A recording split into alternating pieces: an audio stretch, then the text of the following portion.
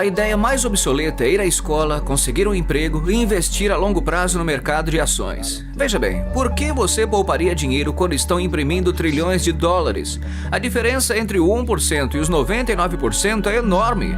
Veja bem, não se trata apenas de dinheiro, é preciso dar um passo atrás e analisar o quadro geral. Então, o que você faz? Em cada um de nós há uma pessoa pobre. Ainda há uma pessoa pobre dentro de mim. Há também uma pessoa de classe média. E as pessoas de classe média querem segurança.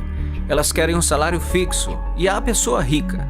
E todas elas estão dentro de nós. Só que isso não é ensinado. Você é ensinado a ir para a escola, conseguir um emprego e receber um salário. Não lhe ensinam a ficar rico. Se você leu Pai Rico, Pai Pobre, você sabe que meu pai rico se recusou a me pagar. Ele disse que o salário era uma das coisas mais prejudiciais que você poderia ter em sua vida. Ele dizia, no momento em que você recebe um salário, você se torna um empregado.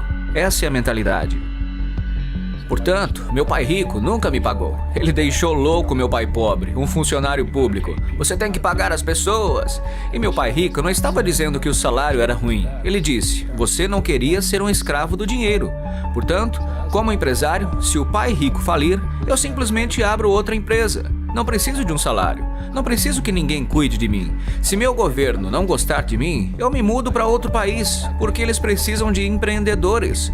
Portanto, os empreendedores, não tanto os negócios, mas os empreendedores, na verdade, a mentalidade, os conjuntos de habilidades e o conjunto diferente de regras. Veja bem, as pequenas empresas não operam com as mesmas regras das grandes empresas. O empreendedor é, em primeiro lugar, uma mentalidade, um conjunto de habilidades e funções. E dependendo do fato de você ser um funcionário ou uma pequena empresa, as regras são diferentes, as mentalidades são diferentes, os conjuntos de habilidades são diferentes. Se você pudesse dizer algo a alguém que nunca foi empreendedor e que está pensando em dar o salto de fé para se tornar um empreendedor, o que você diria a essa pessoa? Bem, vou lhes contar a mesma coisa que aconteceu comigo. Meu último pagamento. Ainda me lembro claramente, foi um dos piores e melhores dias da minha vida. Eu estava em Porto Rico, eu estava trabalhando para Xerox e meu chefe me deu um último cheque. Não era um cheque de pagamento, era um cheque de bônus. Acho que era cerca de 30 mil dólares tributáveis. Então, recebi o cheque e pensei, puxa vida. Entende o que quero dizer? Fiquei animado, mas também perturbado. Então, outro cara veio até mim. Seu nome era John. E John me disse, você vai voltar. Eu perguntei, por quê? Ele disse, porque você vai fracassar. Eu olhei para ele e disse, olha, alguns palavrões, porque foi isso que ele fez. Ele saiu da Xerox fracassado e voltou. E eu disse, olha cara, você fracassou e voltou. Mas se eu fracassar, nunca mais voltarei. E essa é a atitude, entende?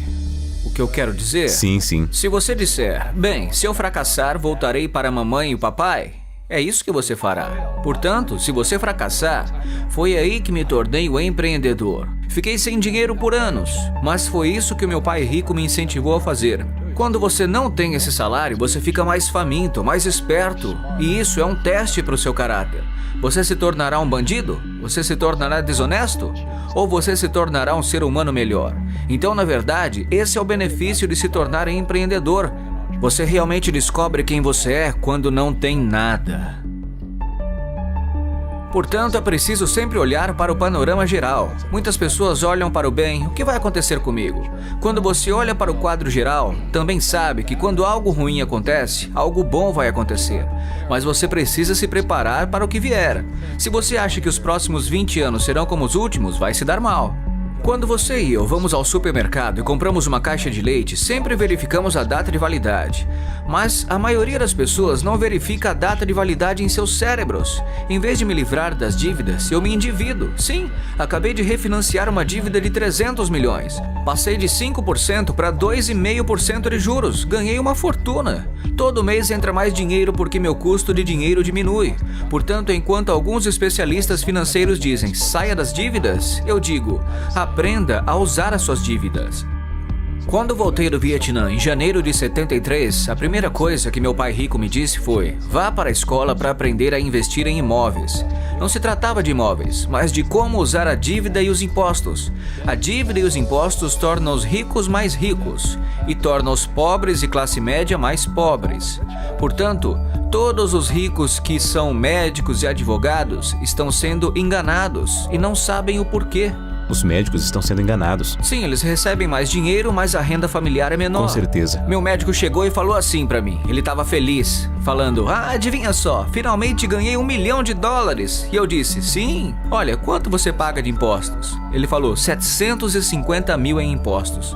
Portanto, o seu lucro líquido era de cerca de 400 mil. Isso não é ruim. Mas quando eu ganho $1 milhão, fico com $1 milhão. E a razão é que eu não ganho isso trabalhando por dinheiro. Veja, se você trabalha para ganhar dinheiro, você é tributado. Por isso, a lição número 1 de pai rico, pai pobre é que os ricos não trabalham por dinheiro. Em vez disso, criamos negócios como empreendedores. Adquirimos imóveis. Eu não invisto no mercado de ações. O motivo é que, como empresário, tenho mais controle sobre minha renda, o quanto ganho e o quanto pago de impostos. E como sou empresário e também investidor em imóveis, não pago imposto. Assim, toda vez que ganho, digamos, $1 milhão como empresário, invisto imediatamente em imóveis e tenho um aumento de 4 para 1.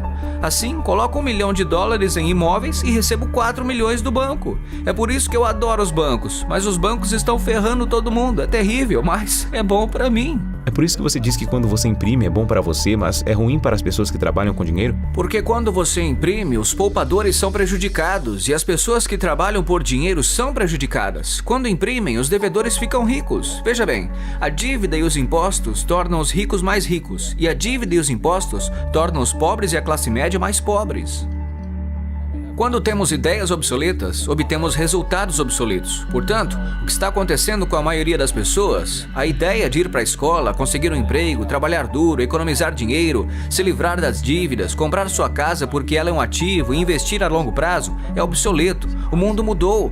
Sim, o mundo mudou em 1971, quando o presidente Nixon nos tirou do padrão ouro e o dinheiro se tornou dívida. E se nos livrássemos da escola, o que aconteceria? Seria melhor se não tivéssemos nenhum sistema educacional? Não, estou dizendo que a educação era mais importante antes, mas está obsoleta. Existe a lei de Moore, que fala que a informação dobra a cada 18 meses. Ou seja, tudo fica obsoleto em 18 meses. E esse é apenas um fenômeno recente. Portanto, quando você sai da escola, já está obsoleto. E é por isso que eu sou o cara mais velho. Conheço meus amigos que estudaram em Harvard. Veja, eu estudei em Harvard. Eu disse: sim, isso foi há quanto tempo? 50 anos? Hoje os bancos estão cobrando juros para que você poupe dinheiro. Os bancos não querem seu dinheiro porque eles imprimem. E é por isso que há essa bolha nas ações e bolha nos imóveis. As pessoas estão se desfazendo do seu dinheiro. Como eu disse aqui, os poupadores são perdedores e o dinheiro é lixo. E ainda assim as pessoas dizem: bem, eu quero um emprego bem remunerado. Essa é uma ideia obsoleta. Sair das dívidas é uma ideia obsoleta. Você deve aprender como se endividar, como usar a dívida para ficar rico. E eles nunca lhe ensinarão sobre os impostos. A razão pela qual o 1% está aqui em cima e os 99% estão indo para o outro lado é porque quando você imprime dinheiro, acontece inflação e impostos. E qualquer empreendedor que pense que vou apenas ganhar dinheiro, abrir uma empresa e ganhar muito, porque é disso que falamos, precisa realmente sentir o cheiro das rosas, cara. Não é isso que os verdadeiros empreendedores estão fazendo. A maioria dos empreendedores, olha, há 28 milhões de proprietários de pequenas empresas nos Estados Unidos. 24 milhões são empreendedores de uma só pessoa. Eles são chamados de empreendedores sem funcionários. E é isso que acontece quando as pessoas não entendem realmente o que o empreendedor faz. Portanto, a maioria das pessoas grandes são autônomas, mas não são realmente empreendedoras. Os autônomos pagam os impostos mais altos de todos e ninguém lhes diz isso. Sim, isso também é chamado de espírito empreendedor. Mas o que estávamos falando, na verdade, era que não existe economia ruim. Todos nós temos uma economia externa, mas também temos uma economia interna. E a força de vontade é mudar nossa economia interna. Portanto, para mim, posso ver o que é bom e o que é ruim. Eu realmente não me importo, porque eu vou ficar rico de qualquer maneira. Mas uma pessoa pobre com uma economia pessoal ruim, tudo que ela verá é uma economia ruim, porque não sabe como ganhar dinheiro em nenhuma economia. E uma pessoa de classe média, que é a classe média econômica, o que ela quer é uma boa casa, um salário fixo, um emprego e um carro. Portanto, quando você tira o emprego delas, para elas, isso é um desastre. Bem, como o empreendedor não tem emprego de qualquer maneira, não é nada demais. Portanto, tudo que eu estou dizendo às pessoas é o que Buck Fuller me ensinou. Sempre há dois lados. Você entende o que quero dizer? Dois é plural, no mínimo dois. Portanto, se você acha que a economia está ruim, é porque a sua economia está ruim. Se você acha que o emprego estável é importante, então você verá uma economia sem empregos. Sua economia. Sua economia versus economia externa. O que você controla versus o que você não pode controlar. Eu posso controlar, sim. Isso se chama foco interno versus foco externo. Portanto, o verdadeiro empreendedor tem um foco interno que, se cair, diz: isso é bom, porque vou subir mais alto. A pessoa comum cai e diz: eu vou tomar um Prozac. Ou alguém comete erros.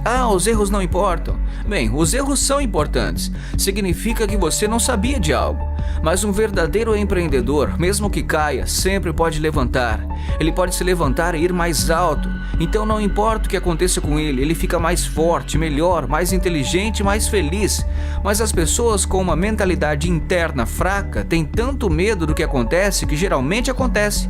Por exemplo, se as pessoas têm medo de perder o emprego, geralmente perdem o emprego. Você entende o que eu quero dizer? Sim, boa resposta. Sim, o primeiro trabalho do empreendedor é controlar aqui dentro e não fora. No momento em que você recebe o cheque do pagamento, você é empregado. Você tem de ser mais forte do que isso. É uma questão de controle interno.